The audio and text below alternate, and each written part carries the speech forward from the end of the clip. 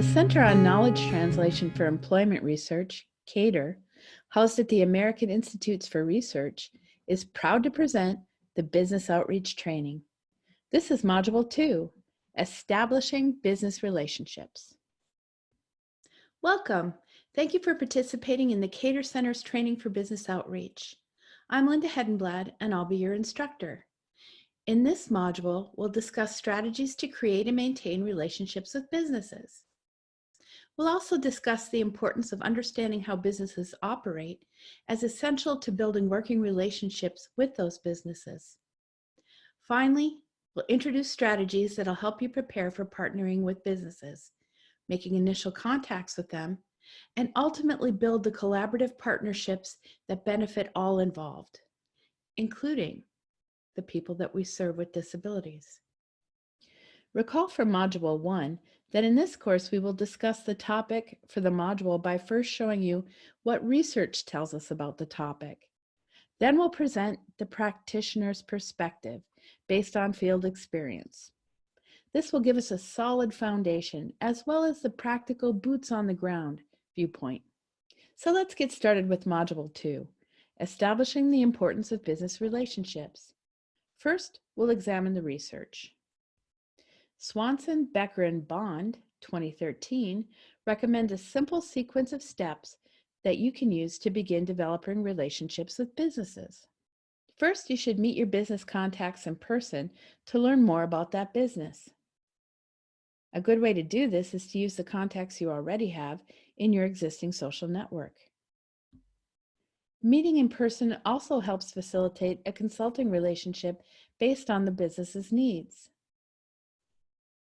By meeting in person, you can communicate more openly with your contacts and work with them to determine the short-term as well as long-term needs of the business. This collaborative needs assessment is part of building a consulting relationship with the business. Second, try to see the business from the business perspective. It may help to create a community of practice with human resource professionals to promote communication and build relationships within that group. And while a top-down approach or meeting with senior leadership in HR is highly effective, relationships with middle management is valuable as well. Middle management can be impactful, and you can leverage them and the stories of successful job candidates that you're going to refer to gain approval from upper management. Another way to build relationships and gain business perspective is to engage with the business community. There are a variety of ways to do this, including getting involved with community organizations such as a Rotary Club, and integrating your VR agencies with the business community through the creation of Employer Advisory Board. You can also host business fairs and organize employee recognition events.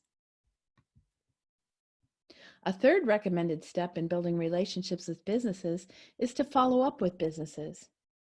This, of course, includes circling back with them about qualified individuals, but it also includes general follow-up activities like sending thank you cards and keeping track of your contacts for future communication.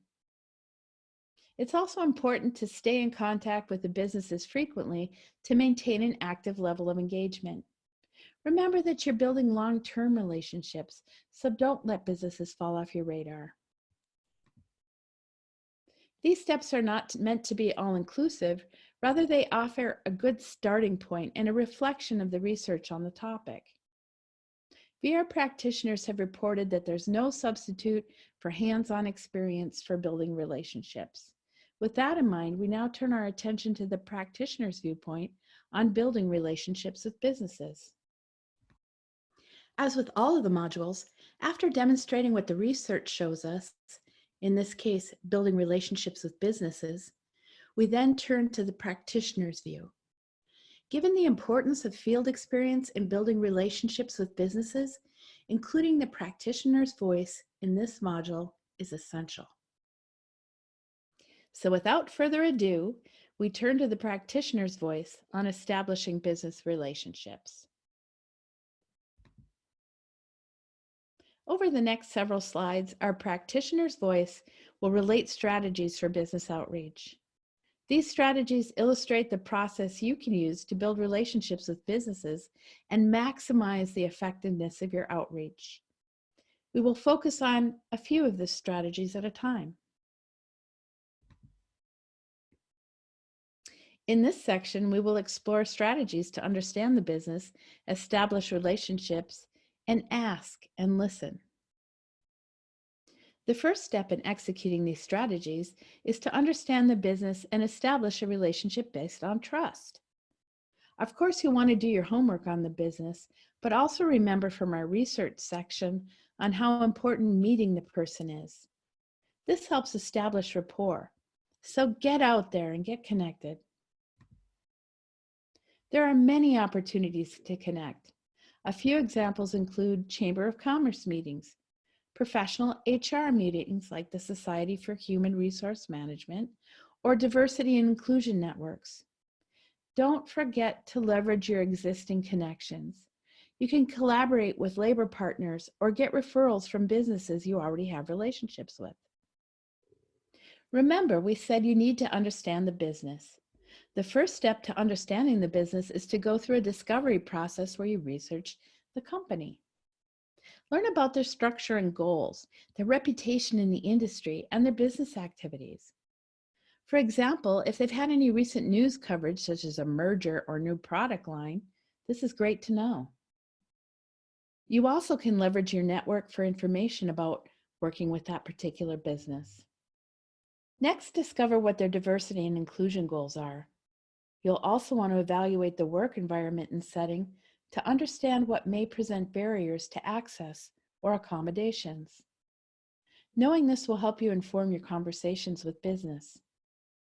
Doing so in advance not only makes you look more professional, it'll help you know what questions to ask in your conversation and can help inspire ideas for how businesses could benefit from VR services. To be effective at relationship building, ask questions and listen for the business's response. To get organized, generate a list of questions based on the discovery research you did in advance. And don't only focus on HR, but ask about various lines of the business within the organization. This doesn't mean just HR. Other lines of the business can be good conversation starters and opportunities to get involved with the organization. These examples on the screen are just a few ways to help you think about engaging with business.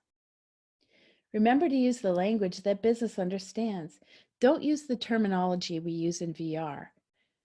Business may not understand it. Instead, talk to them using the same terminology that they use.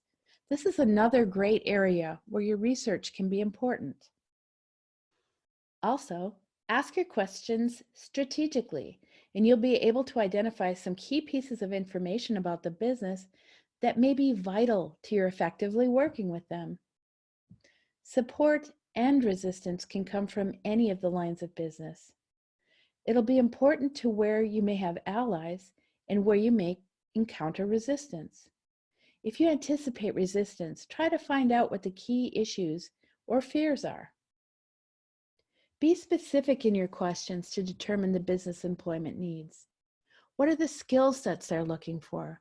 Are there any skill sets they're lacking or trying to build?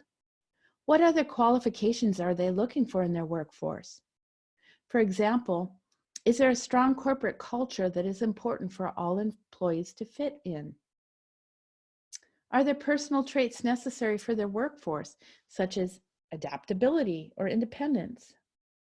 Asking and listening shows the business that you've done your homework and that you have an interest in understanding how you can best help them. It also gives you critical information that you'll need to provide services effectively and to continue to grow the relationship. In conclusion, let's review what we've learned. In this module, we looked at establishing relationships with businesses. We first reviewed the research and went over 3 overall steps for developing relationships with businesses. Those steps are: number 1, meet in person to learn more about the business; 2, adopt the business perspective; and 3, follow up with the business.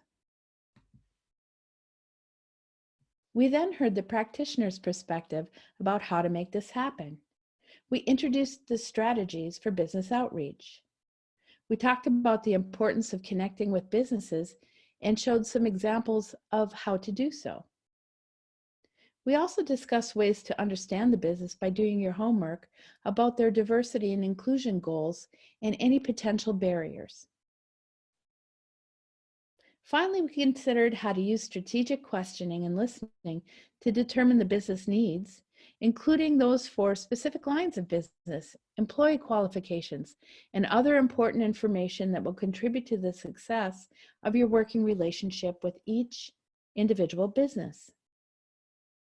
We hope you enjoyed this training module and that it's given you some practical guidance and steps toward developing relationships with businesses. And with that, you've now completed Module 2. References are available on the following slides. When you're ready, you may close this presentation and take the knowledge check to be eligible for the next module.